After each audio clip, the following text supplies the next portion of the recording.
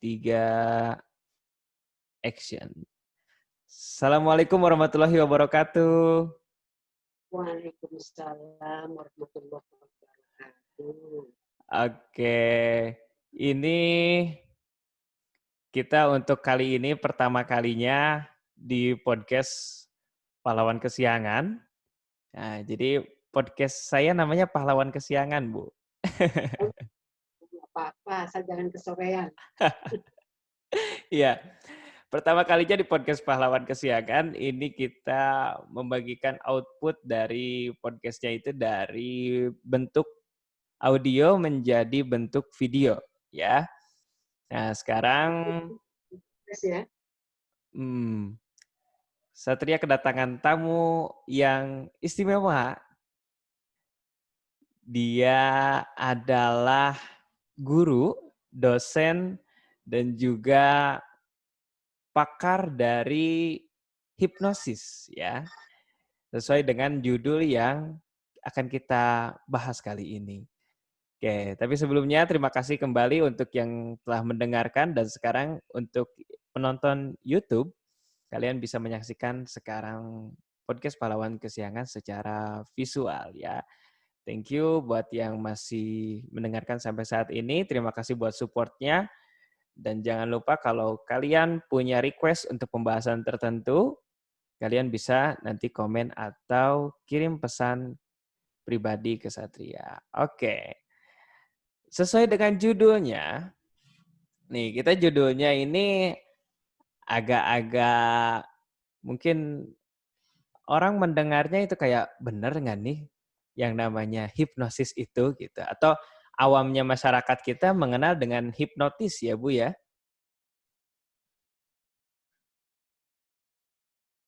ya, Iya.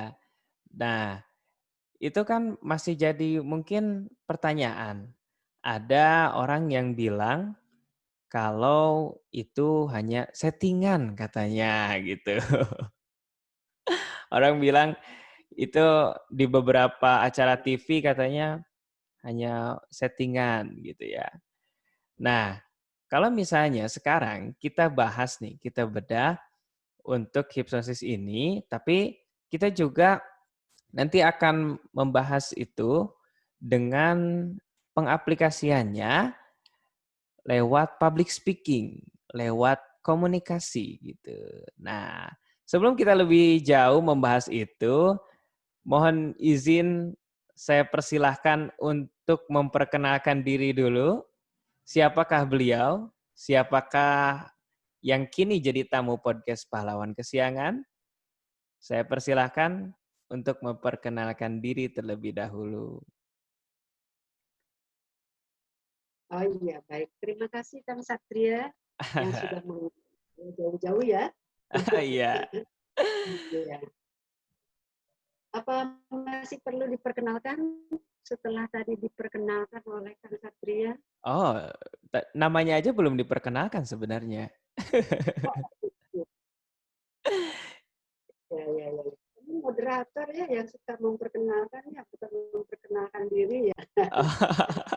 Kalau ini bukan seminar soalnya bentuknya. Nah, langsung saja tadi perkenalkan. Oke, silakan. Baik, terima kasih Kang Satria yang sudah berkesempatan saya untuk mengenalkan diri dalam acara ini. Yang suatu kehormatan bagi saya bisa menjumpai para viewer ya, yang kebetulan nanti lihat video atau YouTube ini. Nama saya sederhana saja, Iis Falia. Profesi saya di kedinasan sebagai pendidik, pengawas, sekolah, Oke.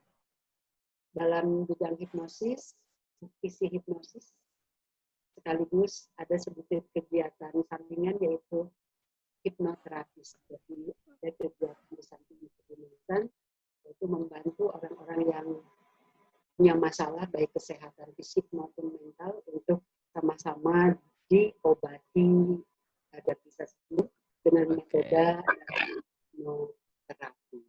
Saya Oke. juga di salah satu perguruan tinggi terkenal di Bandung Barat, yaitu Darul Falah. Itu aja.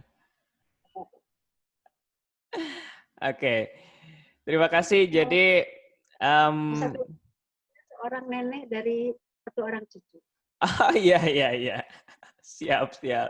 Jadi sudah menjadi nenek katanya gitu. Tapi saya kenal Ibu Iis ini orang yang tetap energik, tetap semangat gitu. Walaupun for your information, para pendengar podcast Pahlawan Kesiangan ini, kalau Bu Iis itu bertempat tinggal di Cirebon, dan beliau masih menyempatkan 1 atau 2 minggu sekali untuk mengajar mahasiswa dan mahasiswi di Bandung Barat, tepatnya di STAI Darul Falah. Luar biasa sekali. Itu jadi inspirasi bagi kami di masa seperti ini. Beliau tetap semangat gitu tanpa terganggu dengan isu-isu yang membuat kita jadi malas ya Bu ya. Sebenarnya. Ya, ya. Nah, kadang kita itu untuk saat ini sudah merasa kayak kehilangan semangat gitu di beberapa aktivitas kita yang seperti biasanya gitu. Karena sebelumnya kita sudah dibuat lama di rumah saja, sekarang kita harus memulai kembali aktivitas dengan kebiasaan-kebiasaan baru atau new normal, dan itu bikin beberapa orang itu kayak kembali merasakan males yang kemarin gitu. Yang pengennya di rumah aja dan pengennya rebahan aja gitu. Nah, tapi mudah-mudahan dengan seiring berjalannya waktu kita bisa lebih produktif ya justru ya. Dengan berbagai dengan berbagai kebiasaan baru termasuk nih untuk hal seperti ini ya, Bu. Kayak kita itu mengenal Zoom mungkin sekarang-sekarang gitu ya. Iya. Iya, untuk Zoom sebetulnya sudah ada dari dulu, tapi kayak kita itu baru pakai sekarang-sekarang karena keterpaksaan mungkin ya. Di beberapa institusi juga sudah dipakai dengan banyak juga aplikasi lainnya. Tapi ya mudah-mudahan hal-hal seperti ini bisa jadi mendorong kita lebih produktif. Nah, kebetulan saya pun untuk kali ini itu bertemu di tamu podcast Pahlawan Kesiangan ini bukan hanya tadi sebagai pendidik ya, tapi beliau itu adalah juga sebagai hipnoterapi ya Bu ya. Hipnoterapis. Hipnoterapis, dan kita kenal juga beliau itu sering memberikan mengajarkan kembali mungkin sebagai instruktur, disebutnya apa Bu kalau seperti itu? Apa itu? Untuk mengajarkan kembali ilmu hipnosisnya gitu kepada orang lain, itu instrukturnya? Shop, ya. Ya, Ya, instruktur. instruktur Dalam kelas. ya. Oke. Nah, kita langsung saja ke pembahasan nih. Untuk masyarakat yang mungkin tadi mengenal hipnosis itu sebenarnya dengan kata hipnotis gitu ya. Udah gitu hipnosis itu apakah yang jago bikin orang tidur terus bisa mengumbarkan uh, mungkin Pribadi. ya gitu curhat-curhat yang mungkin nggak bisa disampaikan secara sadar itu, atau mungkin bisa disuruh berbuat apapun gitu ya sesuai dengan orang yang menghipnosisnya gitu. Nah, secara definisi singkatnya seperti apa sih hipnosis itu, Bu?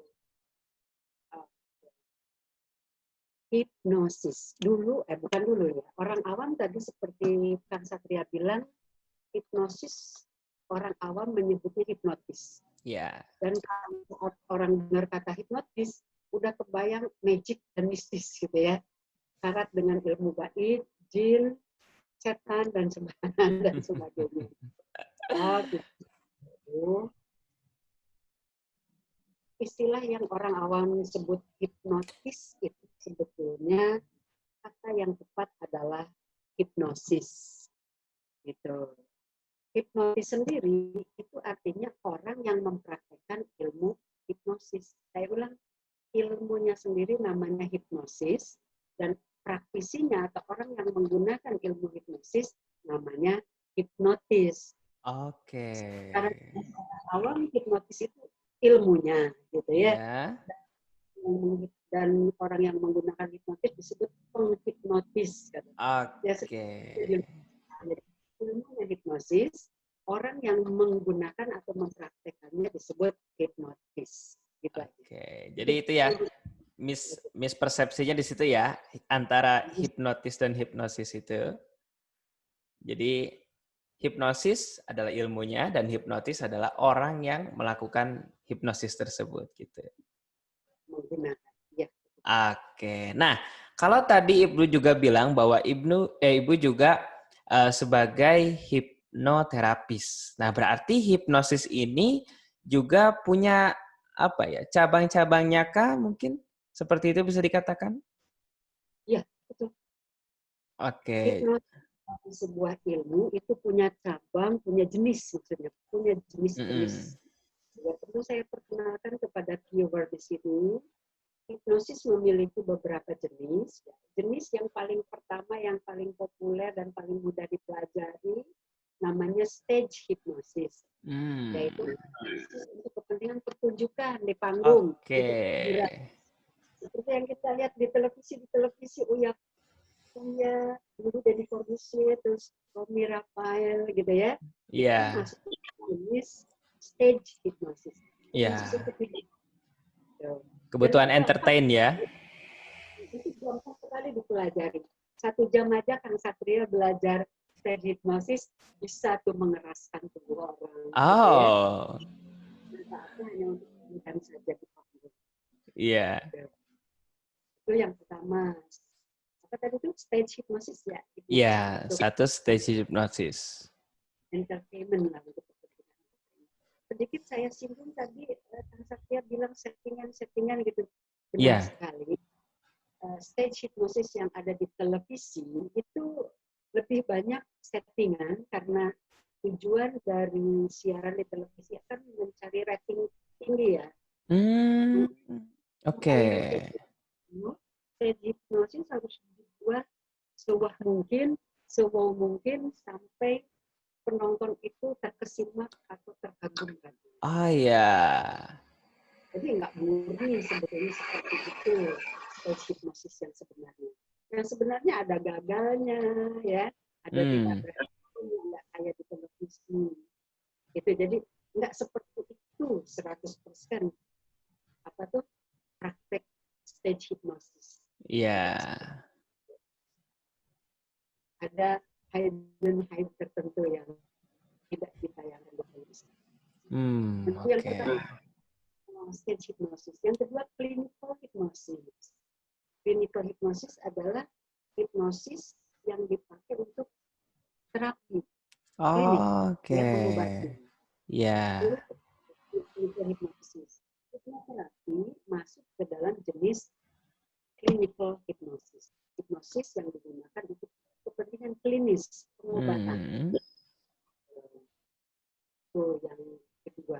Yang ketiga ada juga untuk kepentingan investigasi, badan intelijensi, kepolisian itu banyak menggunakan ilmu hipnosis dalam pekerjaan, kepentingan BIN atau kepentingan kepolisian itu untuk kepentingan investigasi. Tapi perlu dicatat, investigasi di sini bukan berarti pencuri hipnosis oleh polisi, kemudian pencuri ngaku gitu ya bahwa dia mencuri gitu, atau mata-mata ditangkap oleh intelijen, kemudian si mata-mata itu ngaku setelah dihipnosis. Enggak begitu juga. Iya, tidak semudah itu ya. Itu yang dibayangkan orang gitu aja. Iya. Ada satu lagi yaitu traditional hypnosis, hipnosis tradisional atau metaphysical hypnosis, yaitu hipnosis yang terkait dengan hal-hal gaib di luar fisik, metafisik, atau disebut juga yang mistis. Nah, hipnosis itu itu namanya traditional hypnosis. Termasuk kayak gendam gitu, Bu? Nah, gendam, Heeh. terus orang Sunda bilang itu yang kalau gentingnya dikasih pasir kemudian disirep-sirep. Nah, Oh iya, iya. elep, gendam, itu metode hipnosis. Iya. Hipnosis Sunda yang di dalamnya ada unsur-unsur fisik yang dimasukkan. Tapi kalau dalam kesempatan ini kita tidak bicara soal physical hypnosis ya, karena Hmm. itu hipnosis tradisional. Kita fokus aja di hipnosis modern yang sekarang sedang dikembangkan, khususnya untuk kepentingan hipnoterapi. Jadi sedikit saya garis bawahi lagi, berulang lagi bahwa hipnoterapi masuk ke dalam clinical hypnosis, yaitu hipnosis yang digunakan untuk menyembuhkan atau mengembalikan lagi kesehatan seseorang. Gitu. Oke, seperti itu ya penjelasannya ya. Jadi tadi setelah definisinya hipnosis sendiri, lalu kita ke jenis atau pembagian dari hipnosis ya, dari berbagai jenisnya, dan juga tadi sudah disampaikan juga pengaplikasiannya dari setiap jenis hipnosis itu. Nah, termasuk tadi untuk memperbaiki lagi pemahaman mengenai hipnosis yang mungkin dianggap semudah itukah mempengaruhi orang, atau bisa tadi misalnya sampai memaparkan hal-hal yang sebenarnya secara sadar itu disembunyikan, ya bahkan untuk kebutuhan investigasi sekalipun itu tidak semudah itu ya Bu ya.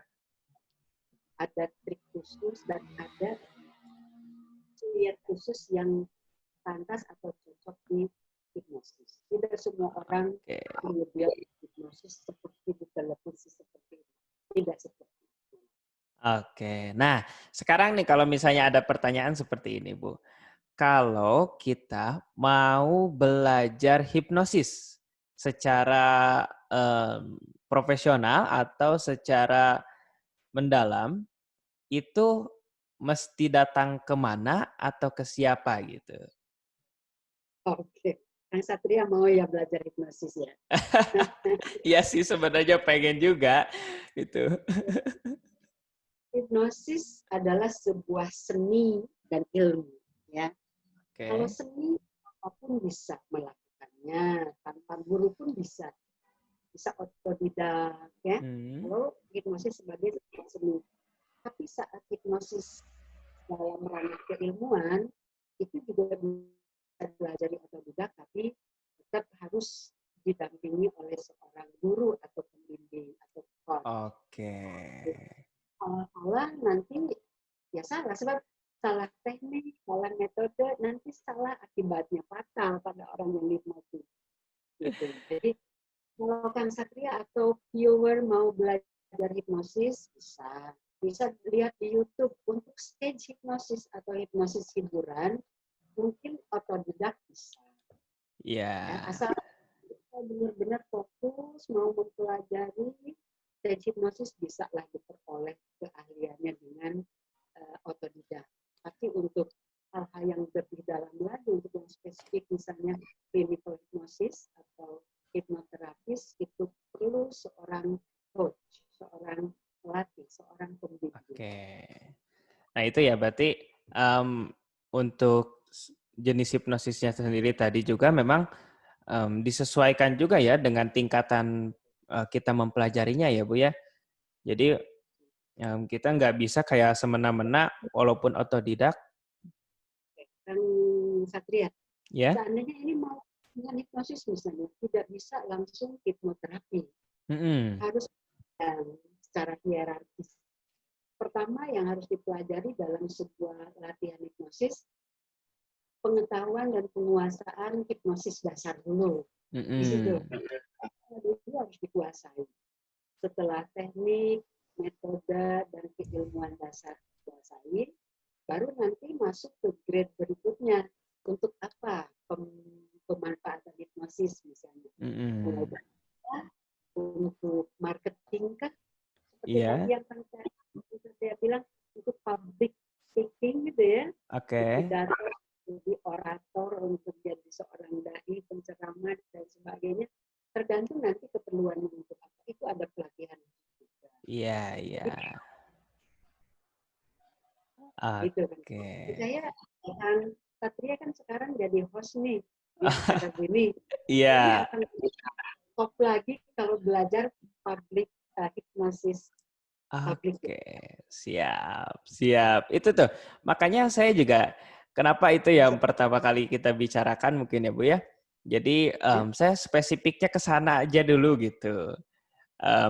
Pingin belajar hipnosis itu untuk itunya tadi, misalnya kayak dari segi saya public speaking atau komunikasi itu bisa ya mungkin menerapkan hipnosis untuk dapat dalam tanda kutip merayu, untuk memperoleh perhatian gitu ya, cari perhatian ya kayak gimana. Ya memang seperti itu mungkin ya.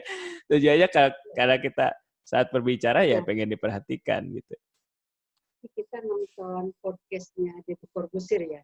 Jujur Iya, saya dengan acaranya Deddy Corbuzier, baik oke. acara dan sebagainya. Karena apa? Deddy Corbuzier kan seorang praktisi hipnosis ya. Dia Oke, mampu para viewer, para penonton dengan gaya speaking dia. Beliau seorang praktisi hipnosis. betul. Jadi memang beliau juga menerapkan itu ya di caranya membuat podcast gitu. Makanya setiap pembicaranya, setiap gaya bicaranya menarik ya, dan mampu meyakinkan orang lain karena beliau seorang praktisi hipnosis juga ya. Ya, Oke, dalam banyak hal diantaranya untuk speaking. Kita harus banyak belajar lagi dari produksi. oke. Suatu ketika mungkin Kang Satria juga kalau mendalami benar itu speaking pasti sekali berdiri produksi juga. Oh, amin. Mudah-mudahan ya. Nah, makanya ini saya tertarik nih. Nah, tapi sebelum ke sana, saya itu ada satu pertanyaan lagi nih, Bu, tentang yang namanya self hypnosis gitu. Nah, ketika saya mendengar ini, mungkin kalau hipnosis yang kita lakukan untuk terapi itu, kalau kita sebagai terapis kan untuk mengobati orang lain nih. Nah, kalau misalnya self hypnosis nih, definisinya seperti apa? Apakah sama dengan kayak semacam membangkitkan motivasi dalam diri gitu, motivasi dari dalam diri sendiri, atau seperti apa nih Bu untuk definisi self hypnosis sendiri? Bagus sekali pertanyaannya. Bagus. Tentang self hipnosis ya. Iya, Self hipnosis berarti menghipnosis diri sendiri gitu ya. Begini kan saya. Sebetulnya hipnosis itu kalau ditanya gini, kita bicara dulu. Hipnosis itu sebetulnya adalah seni komunikasi alam bawah sadar. Artinya seni komunikasi yang tidak biasa seperti yang biasa kita lakukan dengan hmm, orang di sekitar kita keseharian. Hipnosis adalah seni komunikasi di mana tujuan dari komunikasi itu sasarannya adalah alam bawah sadar seseorang. Itu dulu. oke. Jadi adalah seni komunikasi ke sasarannya yaitu alam bawah sadar. Makanya itu alam bawah sadar itu sering disebutkan ya Bu ya, masuki alam bawah sadar kayak gitu. Yang ingetnya itu sih kalau hipnosis. Bicara hipnosis tidak lepas dari kata alam bawah sadar, gitu Oke. ya. Hipnosis adalah eksplorasi, menggali, berkomunikasi ke alam bawah sadar, bukan ke alam sadar, gitu. Ke alam bawah sadar, subconscious namanya. Nah, kemudian hipnosis juga sebetulnya pada dasarnya adalah self hipnosis. Saya ulang ya, Oke. hipnosis pada dasarnya itu adalah self hipnosis, menghipnosis diri Oh. sendiri. Seperti gini, kita mau menghadapi penguji nih, mau sidang skripsi, Hmm. penuh rasa takut, penuh rasa wah macam-macam ya saat mau sidang. Tapi kemudian si A itu, seseorang itu kemudian menghipnosis dirinya sendiri, bicara pada diri sendiri. Aku hebat, aku kuat, aku pasti bisa, gitu ya. Aku pasti bisa karena aku hebat, karena aku sudah bersiap menang, gitu. Dia bicara pada diri sendiri. Iya, Bisa, iya.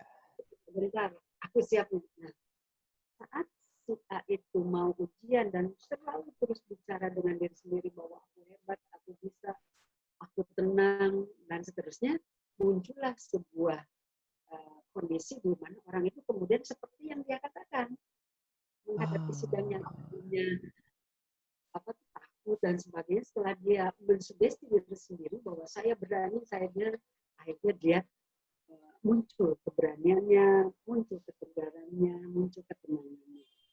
Itu seperti itu. Atau orang itu sakit, saat dia sakit dia bilang, saya ini punya anak 5, kalau saya nggak bekerja, nggak sehat, saya nggak bisa menghidupi anak saya. Saya harus sehat, karena saya orang sehat. Nah, saat dia katakan saya orang sehat, saya sehat, maka seluruh tubuhnya bereaksi. Jadilah dia puas, gitu ya. Jadi intinya hipnosis itu adalah self hipnosis, yaitu menghipnotis. Oke. Dalam perkembangannya, kadang manusia itu malas, kita malas. Malas apa? Malas menghipnosis diri sendiri. Kekuatan kata-kata orang lain. Iya. Kayaknya suara saya ke dalam tubuh saya nggak akan punya pengaruh. Dan saya mah begini. Siapa sih saya? Akhirnya dia cari-cari orang yang dianggap punya pengaruh kuat untuk orang lain, termasuk diri kita. Akhirnya kita pergilah ke hipnoterapis, kita pergi ke guru, ke kiai, kita pergilah ke dokter, hanya minta dikasih saran, dikasih semangat, dikasih motivasi gitu. Dan akhirnya karena kita percaya orang lain lebih kuat ngomongnya daripada diri kita, muncullah kemudian praktek hipnoterapi gitu ya. Artinya menyerahkan diri pada orang lain untuk disugesti, untuk dikasih kata-kata yang punya pengaruh. Oke. Ya, jadi tadi pada dasarnya itu self hipnosis itu hipnosis itu ada self hipnosis ya. Itu pada dasarnya. Diri sendiri. Iya, oke. Satu lagi tadi kalau istilah yang ada di hipnosis itu yang saya ingat bahwa sugesti ya. Itu ya, sugesti memasuki alam bawah sadar. Nah, termasuk tadi kata-katanya yang dimunculkan seperti kalau kita sakit misalnya, kita mensugesti diri kita sehat, diri kita kuat gitu. Nah, itu yang nanti ketika masuk ke alam bawah sadarnya itu sugestinya ya. Itu. Oke. Nah, gimana Bu?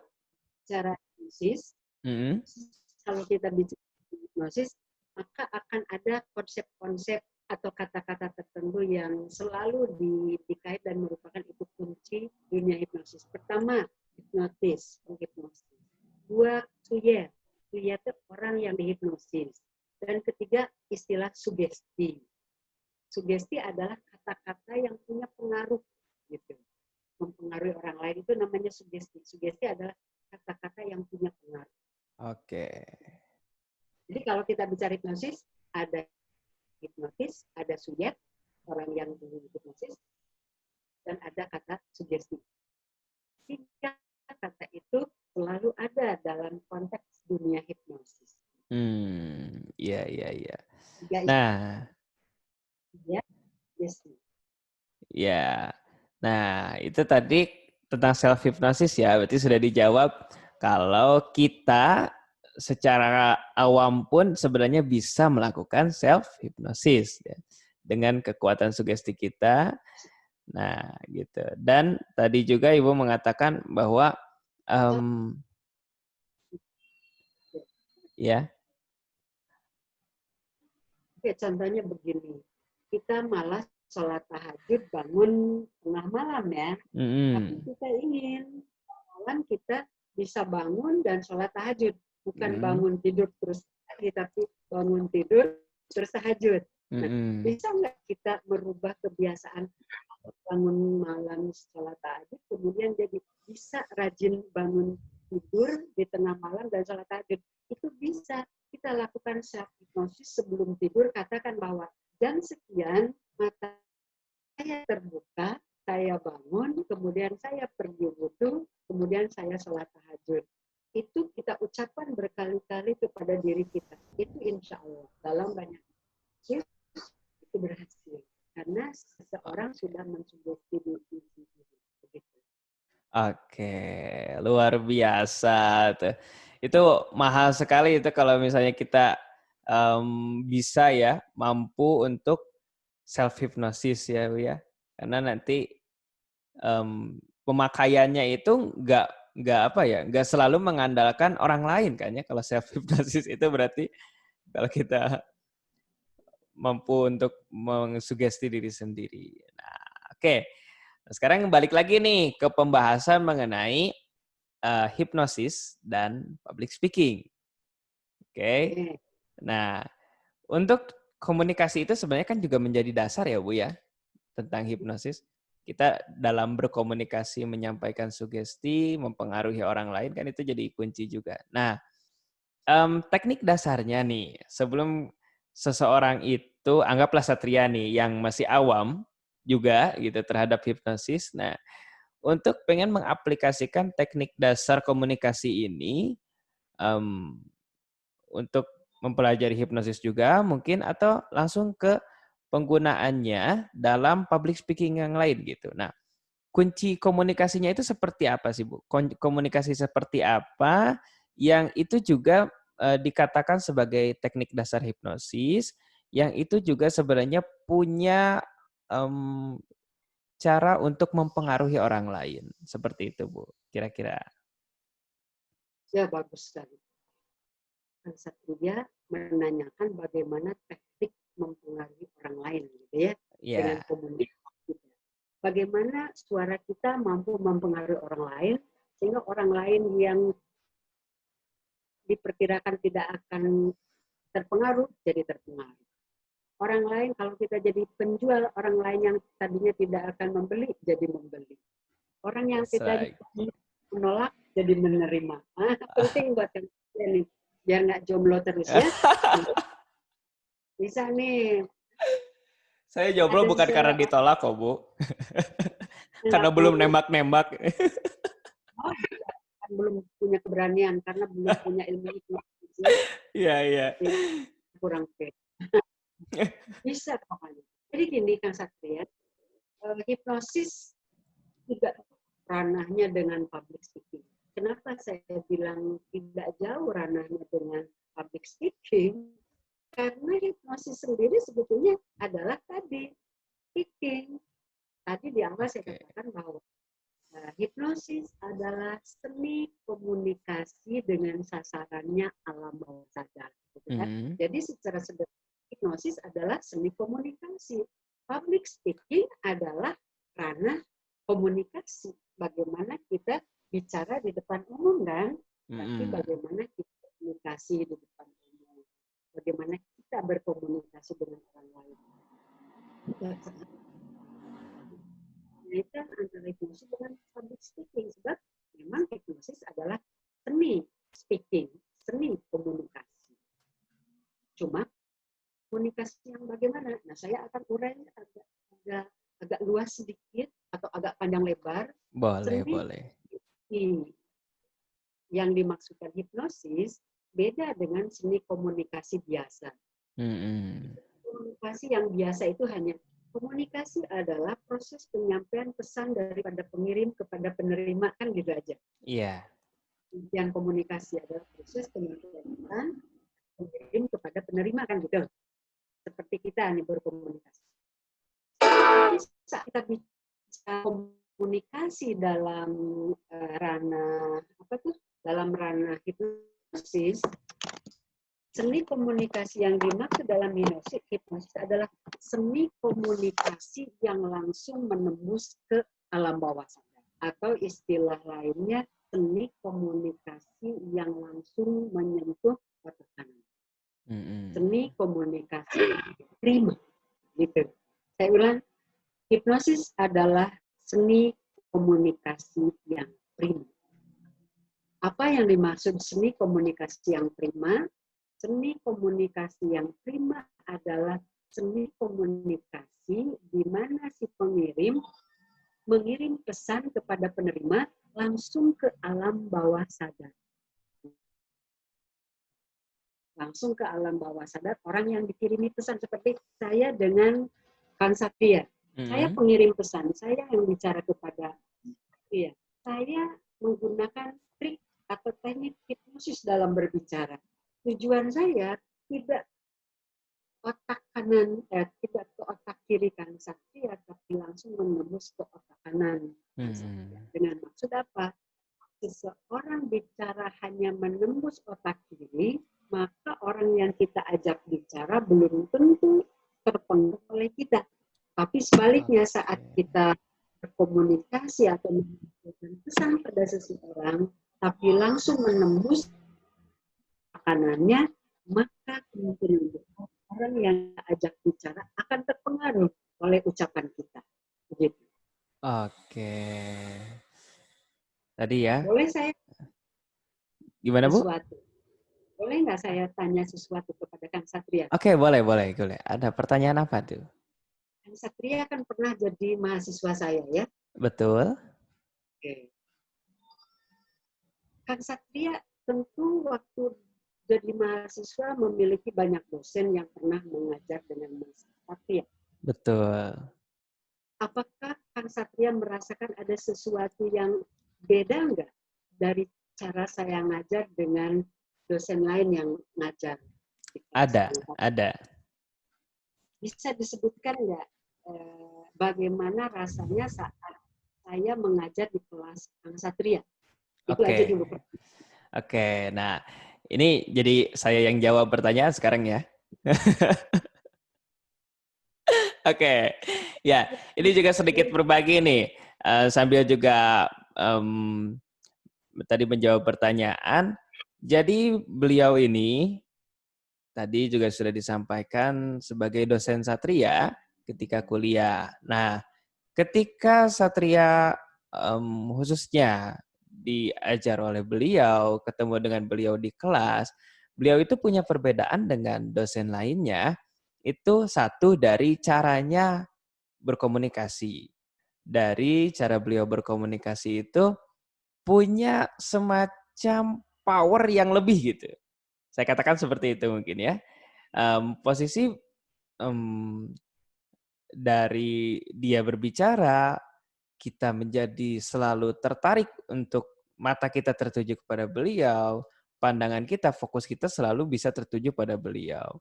Itu dari komunikasinya gitu.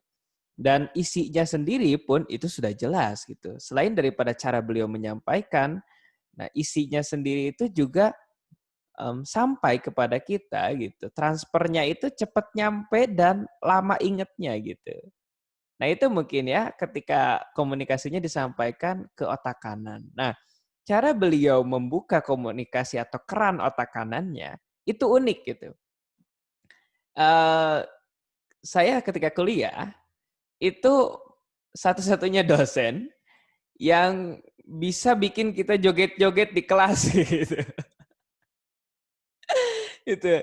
Dan jogetnya ini juga adalah senam otak kanan juga ternyata, di mana menyeimbangkan gerakan-gerakan seperti saya masih ingat gerakan seperti ini gitu ya, gerakan antara tembakan dan V gitu, lalu membuat lingkaran di lengan kanan, lalu persegi di lengan kiri dan sebaliknya gitu. Gerakan-gerakan seperti itu ternyata beliau katakan itu memicu keseimbangan dan membuka keran otak kanan.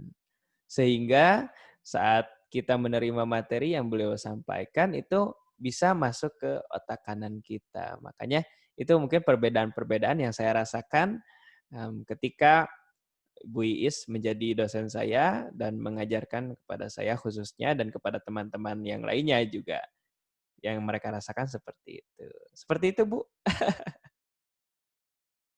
Itu nggak usah saya jawab ya. Kang Satria sudah menguraikannya tuh. Oke, ya jadi seperti itu.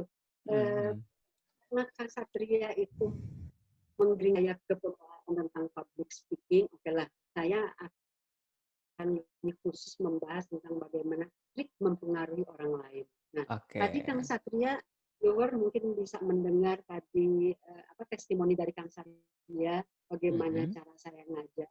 Saya akui bahwa saya saat bicara di depan mahasiswa atau di depan murid atau di depan klien, saya pakai teknik hipnosis.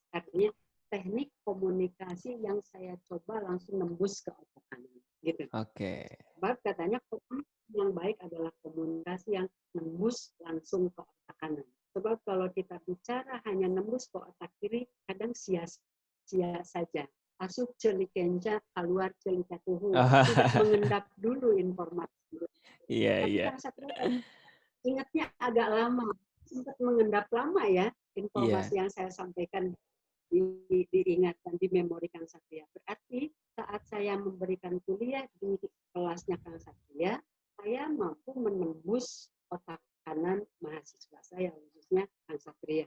Itulah hakikat hipnosis, seni komunikasi yang prima, yaitu seni komunikasi yang langsung menembus ke otak kanan.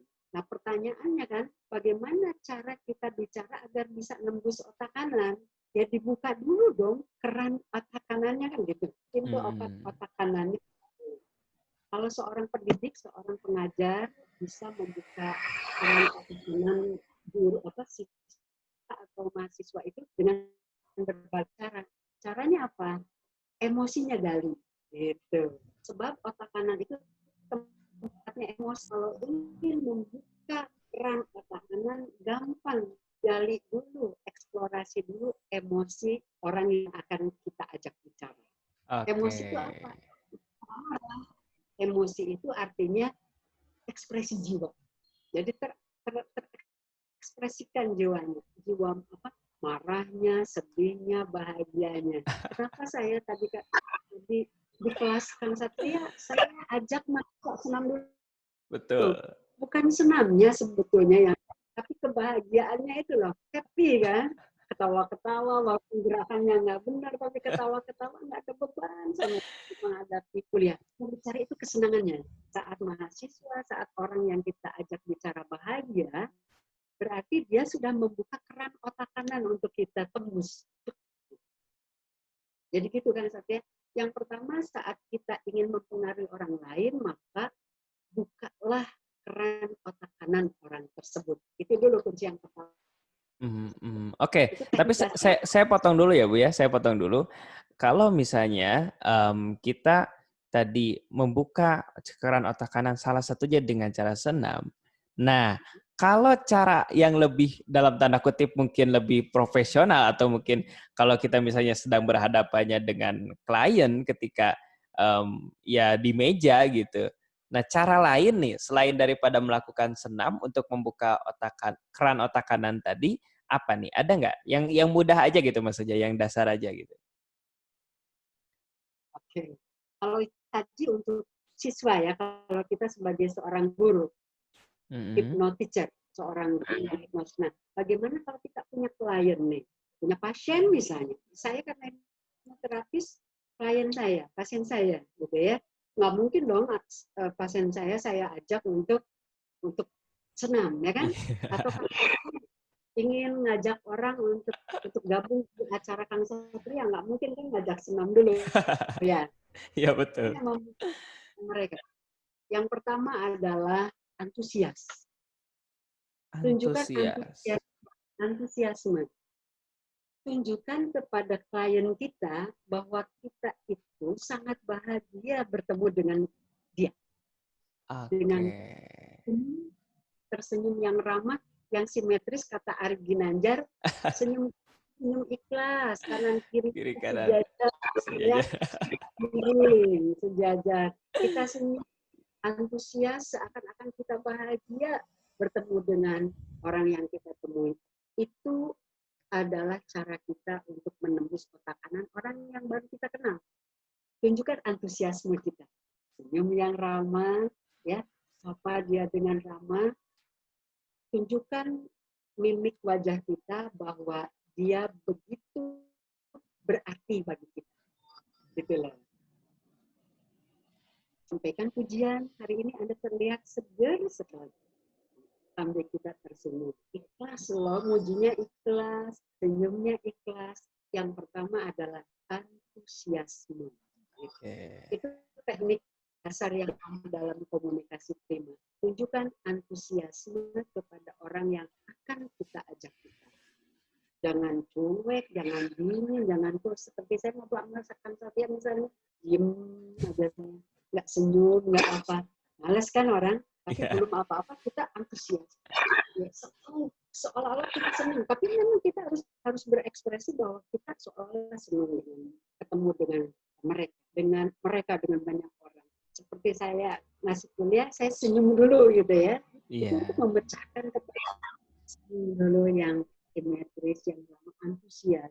Kang saya bilang, saya energik seperti Bandung Cirebon.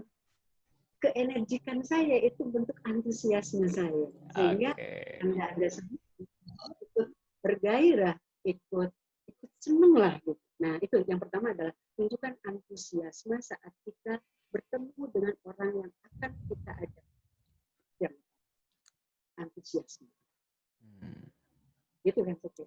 Nah, berarti itu mohon maaf nih kalau saya salah Bu, koreksi. Itu juga dipengaruhi oleh kecerdasan emosional kita ya berarti ya?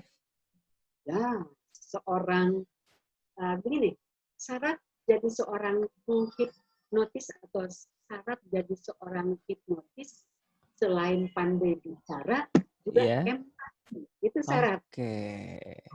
Banyak syarat untuk jadi seorang hipnotis yang handal. Yang pertama adalah menguasai komunikasi. Jadi suaranya bagus, suara jelas, intonasi juga bagus, gitu ya. Juga tadi apa yang terakhir saya bilang empati. Seorang hipnotis harus memiliki jiwa empati yang tinggi. Bisa merasakan apa yang dirasakan orang lain. Dia mampu memiliki saat dia ketemu dengan orang, syaratnya adalah harus antusias, sehingga dia mampu antusias, menunjukkan antusiasme. Salah satu syarat jadi empati, mampu merasakan apa yang dirasakan. Saya kira kalau Kang memiliki empati tinggi, gampang kok menarik minat hati orang lain. Oh. Hanya dirasakan oleh orang lain. Ingin orang lain merasakan apa yang kita rasakan nanti. Iya, iya. Contohnya, biasanya ingin dipuji kan?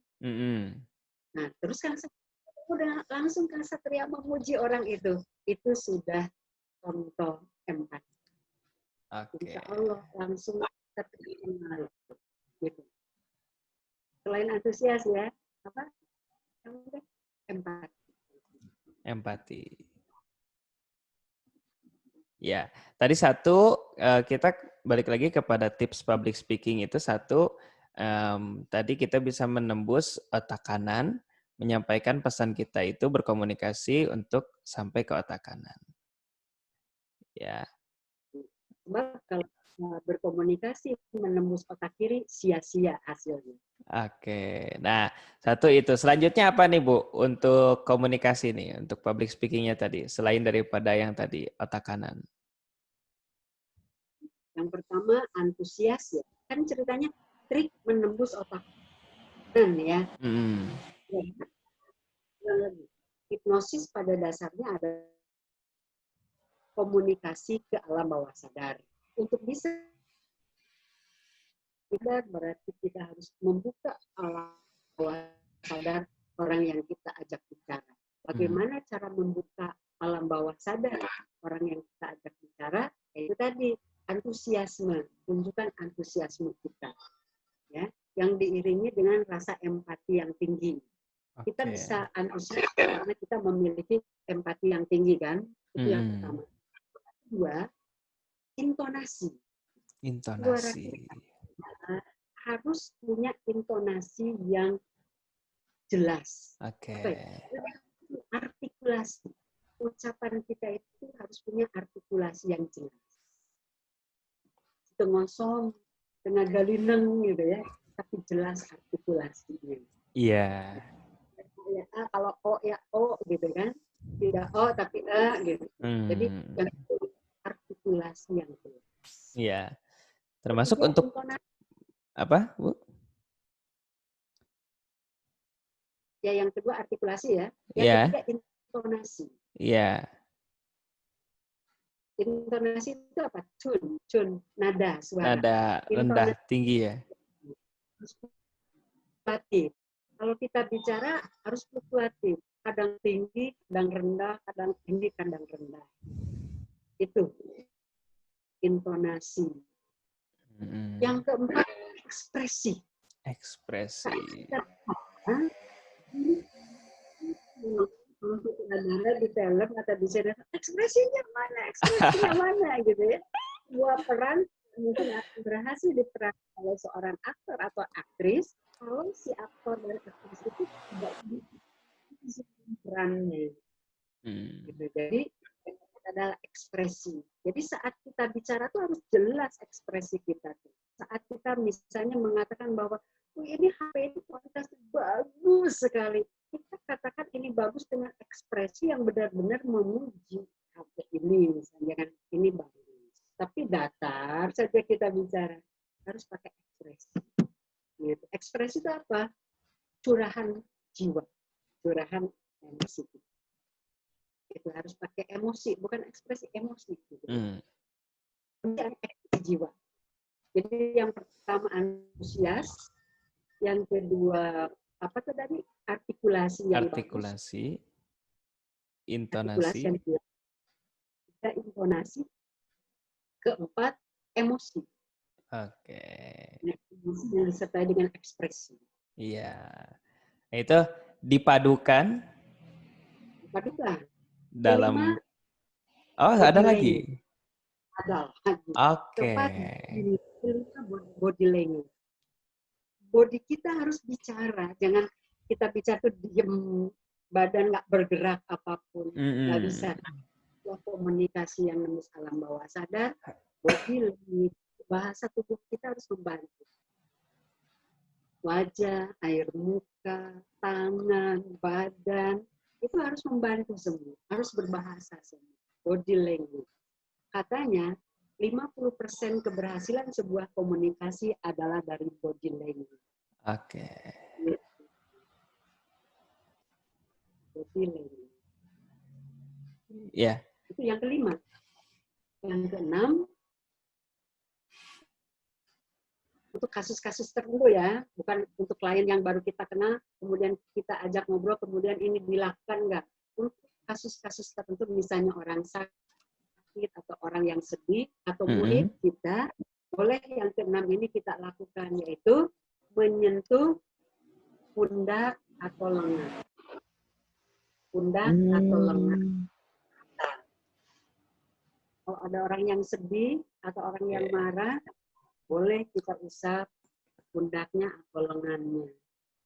Kenapa harus diusap lengan dan pundaknya? Karena lengan dan pundak itu memiliki syarat sangat tipis untuk menembus ke otak kanan. Sehingga saat orang diusap pundaknya atau lengannya, itu dia siap menerima sugesti. Itu rahasia hipnosis mengenai. Oke. Katanya korban pundaknya nggak sadar katanya ya. Contohnya seperti itu, karena pundak itu memiliki dan lengan itu memiliki syarat yang sangat tipis untuk menembus otak. Tapi nggak mungkin kita ke klien kita usap ya, nggak mungkin ya. Itu untuk kasus-kasus tertentu. Oke. Nah, hanya untuk ini tadi hanya untuk public speaking agar Kang Cahya, Kang Satria ini viewernya banyak acara podcast ini, boleh itu dipraktekkan Kang Satria. Pertama, sapa viewer dengan antusias. Oke. Senyum yang ramah, ya, wajah ceria seolah-olah Anda sangat bahagia ketemu dengan viewer. Yang pertama. Yang kedua tadi artikulasi yang jelas. Yang ketiga apa tadi? Intonasi. Yang fluktuatif. Yang keempat emosi yang penuh dengan ekspresi itu. Ya. Dan yang kelima tadi apa yang kelima ya? Yang kelima ekspresi. Emosi, ekspresi. Antusiasme, ya, artikulasi, intonasi. Oh, body language. Oh ya, body language. Ya, yang keenam Ya cukup tadi itu ya, untuk trik yang tambahan itu ya. kasus-kasus tertentu aja. Iya. Namanya pundak sama lengan. Tapi Oke. yang public speaking atau bicara di depan umum, kayaknya dengan 5 teknik dasar tadi bisa. Oke, saya punya pertanyaan. Kalau misalnya body language itu termasuk misalnya indera mata gitu, Bu ya. Kayak tatapan itu sebenarnya juga punya pengaruh, nggak, Bu? Gitu, terhadap Iya, kita dan audiens gitu. itu kan anggota tubuh kita, mata itu. Iya. Kita kalau tertuju, natap dengan tajam, ya, atau ya dengan kerlingan mata dan sebagainya. Pokoknya seluruh anggota tubuh kita harus membantu ucapan kita. Oke. Menunjukkan mata kita juga harus menunjukkan tatapan yang senang, ya. Air muka Iya. kita senang, body kita juga nampak senang dan seterusnya. Nah itu yang body language. Iya. Alisnya bola mata gitu. Ya, apalagi kan sekarang new normal ya, Bu ya. Nanti orang kayak ketemu kita itu orang udah kayak matanya aja gitu ya ketemu kita kan. Makanya itu mata harus punya kekuatan lebih itu. Apalagi kalau Kang Satria ingin mendalami hipnosis, ada teknik mata, latihan tatapan mata. Ada Oke. itu Oh. sampai tajam sekali. Orang nggak, Kang Satria nggak susah bicara, tapi dengan menatap dengan tatapan yang tajam juga orang bisa loh. Seperti di televisi ada acara tatap mata Ozan, nggak perlu begitu. Perlu bilang tatap mata Ozan, tapi dengan cukup menatap dengan tajam itu ada di latihan. Oke. Karena kita pakai masker ya, Iya. mata kita yang bicara. Iya, iya, iya. Aduh, saya mohon maaf nih Bu ya, kayak itu saya itu kayak sambil belajar sih itu ya Bu ya, ketika di podcast seperti ini itu saya belajar khususnya dan saya juga menyampaikan ini share ke teman-teman juga yang istilahnya ya mudah-mudahan ini bermanfaat gitu ya Bu ya. Jadi Semua ini saya kayak nanya kayak penasaran gitu. Jadi mohon maaf Ibu. apa-apa. Gitu. Kali aja bisa menembus otak kanan viewer juga ya, Oke. sehingga notice untuk ikut terus acara Satria ya. Siap. Amin. Terima kasih Bu. Oke. Tak terasa ini sudah perjumpaan kita itu sudah hampir 1 jam Bu. Oh iya, Iya. saking Memang itu itu asiknya kalau ngobrol seperti ini ya. Kang Satria ini kelebihan hipnosis. Iya. Berkomunikasi sampai lupa waktu ya. Betul, betul, betul. Nah, oleh karena itu mungkin saya lari ke pembahasan terakhir khususnya itu tentang pesan nih Bu. Pesan untuk generasi muda nih, generasi milenial, mungkin generasi pendengar podcast Pahlawan Kesiangan ini yang masih kurang dari bahkan jangankan untuk mau berkomunikasinya nih Bu, tapi percaya dirinya pun kayak kurang gitu ta. Nah, apakah misalnya Ibu dengan teknik dasar hipnosis ini ada hal yang bisa membangkitkan kepercayaan diri kita, khususnya untuk public speaking, khususnya untuk berkomunikasi gitu. Nah, seperti apa sih Bu? Jadi berkali-kali dan kesekian kali ya muji pertanyaan dari Kang Satria. Bagus sekali. Terima Semua kasih. pertanyaannya semua menjurus ke satu titik yaitu hipnosis. Oke, tadi ditanya percaya diri ya. Betul sekali, pertanyaannya itu sangat terkait. Sebab begini Kang Satria, kalau kita bicara hipnosis tidak bisa lepas dari percaya diri. Kenapa? Betul. Sebab salah satu jadi seorang penghipnotis adalah harus punya percaya diri tinggi. Saya Oke. ulangi, hipnotis kalau dia memiliki percaya diri tinggi. Oke. Saya terjun ke dunia hipnotis, pernah ada murid atau siapalah yang saya tanya, bagaimana tentang saya? Kata murid saya waktu itu, ibu itu pede abis. Artinya di mata mereka saya punya kepercayaan diri yang tinggi. Berbekal sadar akan percaya diri yang tinggi itulah, maka saya belajar hipnotis. Dan ternyata dalam dunia hipnosis, percaya diri itu adalah syarat utama. Selain bisa bicara, percaya diri adalah syarat utama bagi hipnosis.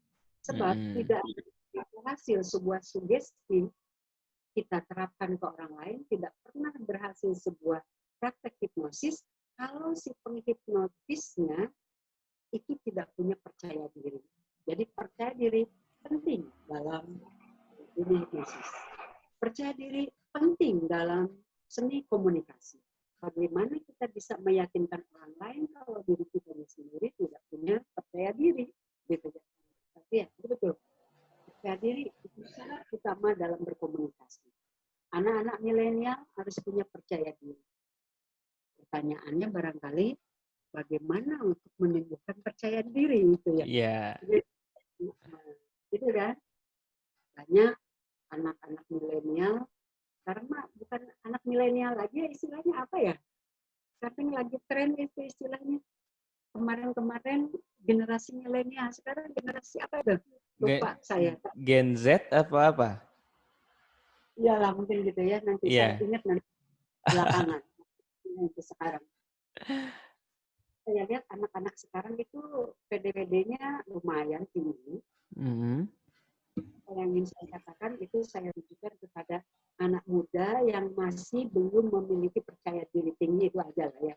Bagi memiliki percaya diri, selamat untuk Anda, sebab percaya diri adalah modal utama untuk berkomunikasi dan modal utama untuk jadi seorang yang bisa mempengaruhi orang lain atau jadi seorang hipnotis.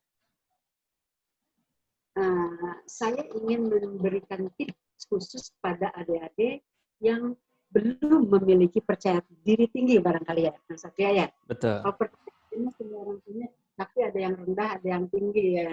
Betul. Tidak akan bicara kepada yang sudah berpercaya diri tinggi, ntar over percaya diri sombong lagi ya jatuhnya. Ini bagi yang masih kurang nih kadarnya percaya dirinya. Iya. Percaya diri atau self confidence itu adalah sebuah sikap yang terekspresi dalam sikap.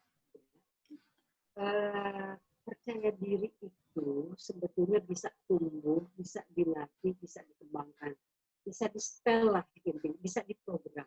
Seorang yang punya percaya diri bisa jadi punya percaya diri. Yang percaya dirinya rendah bisa diprogram jadi punya percaya diri tinggi. Sekarang tinggal bagaimana teknik programmingnya, gitu ya. Programming tekniknya gimana? Biar bisa melakukan percaya diri dari tidak punya percaya diri jadi punya percaya diri, dari percaya diri rendah ke percaya diri tinggi. Caranya cuma satu. Saat Anda punya keinginan untuk percaya diri, satu caranya, yaitu Anda cari tahu apa kelebihan diri Anda. Sebab orang yang tidak percaya diri atau yang rendah percaya dirinya adalah orang yang tidak sadar akan kelebihan dirinya. Orang yang rendah diri itu adalah orang yang terlalu banyak mengingat kelemahan dirinya ketimbang kelebihan dirinya. Gitu. Ya, bukan Satria. Orang yang rendah diri adalah orang yang terlalu banyak memikirkan kekurangan diri. Iya. Dia memikirkan kelebihan diri. Sebaliknya, orang yang percaya diri adalah orang yang lebih banyak mengingat kelebihannya ketimbang kekurangannya. Itu saja, mainnya di kesadaran aja.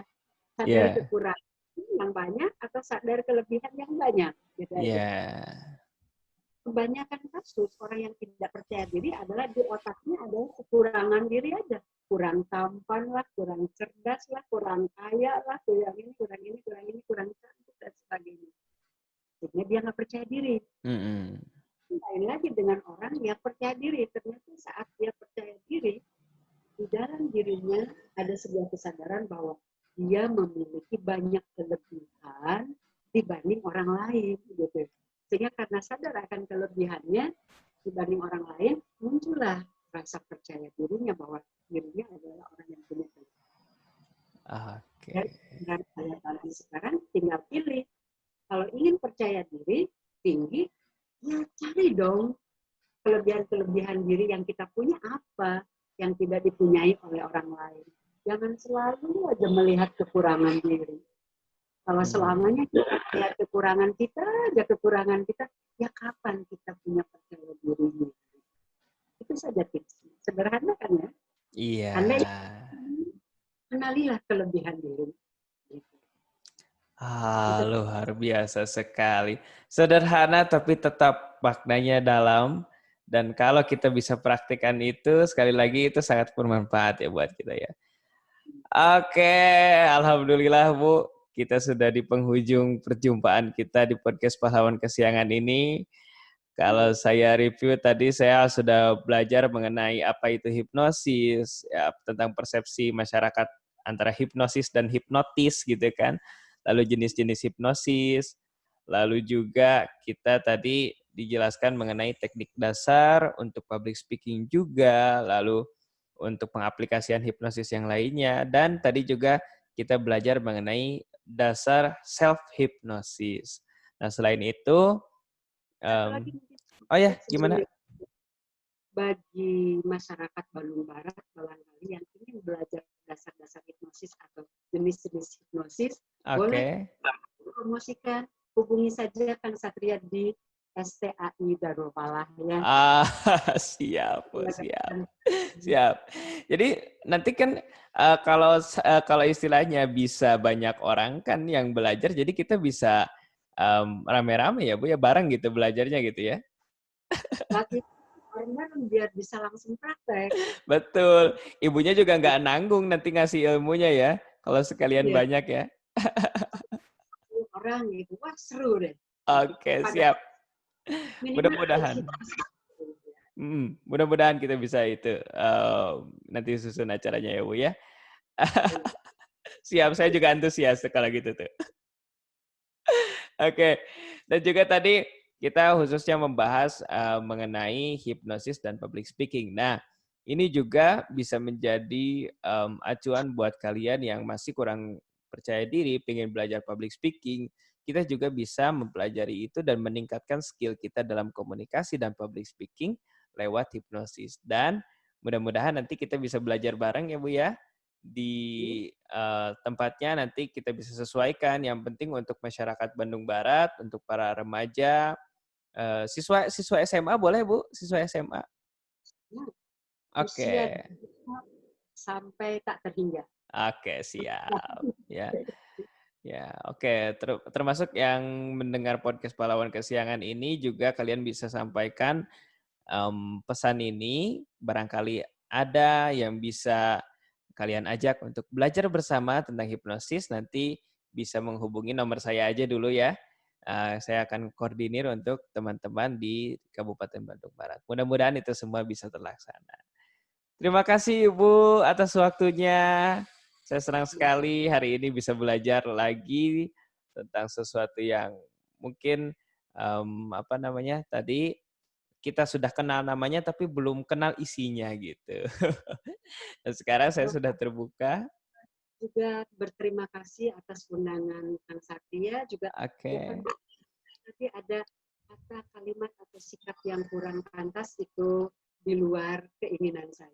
Ya. Oke. Sama-sama Ibu. Intinya adalah kita belajar hal baru hari ini dan kalau misalnya kalian mendapatkan juga tadi ilmu yang bermanfaat dari perbincangan di podcast kali ini, kalian boleh share ke teman kalian, ke sahabat kalian, ke saudara atau ke siapapun itu agar semua juga bisa mendengarkan apa yang dirasa bermanfaat di podcast kali ini.